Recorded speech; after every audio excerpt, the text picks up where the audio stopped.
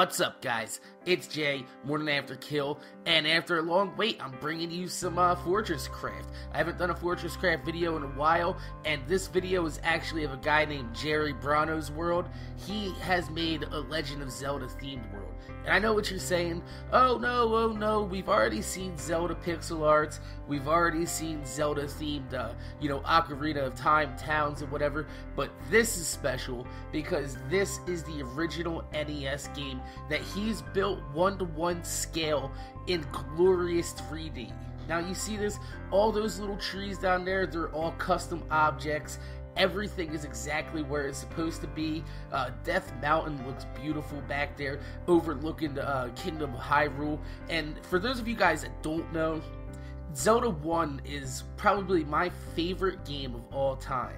And when he said that he had a Zelda-themed world, I kind of passed it off. I was like, yeah, I've seen Zelda-themed worlds. I've seen the, Link pixel arts. I've seen the side-scrolling pixel art of Link. I've pretty much seen it all. But then I came into this world and, my mind was just like, boom! Shot out. I was looking at this and I was like, wow, this is freaking amazing. Everything is there. You see the graveyard, you have the Lost Woods, you have Dungeon 6 up there, you have Dungeon 3 down at the bottom, Dungeon 4 in the middle of the lake, and everything's just spot on.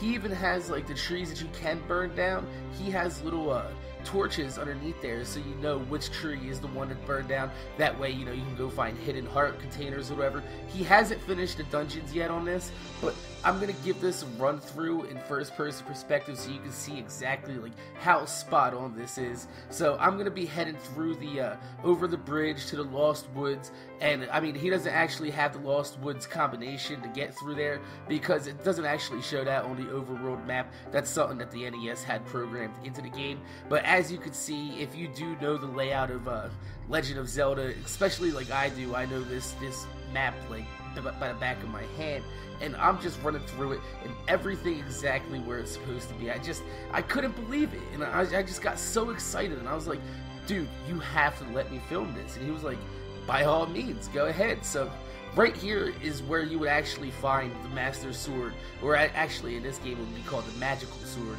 but we all know it's the Master Sword. Here's Dungeon 6 right there. Like I said, he hasn't finished the dungeons yet, so I'm just going to go by and show you some of the actual dungeons that he does have.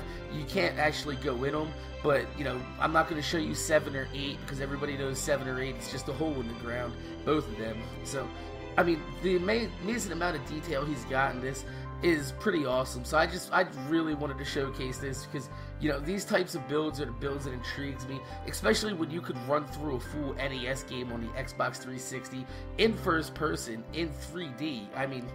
Hats off to you, Jerry Brano. So everybody that's watching, thanks for watching. I'm Jay, Morning After Kill. See you.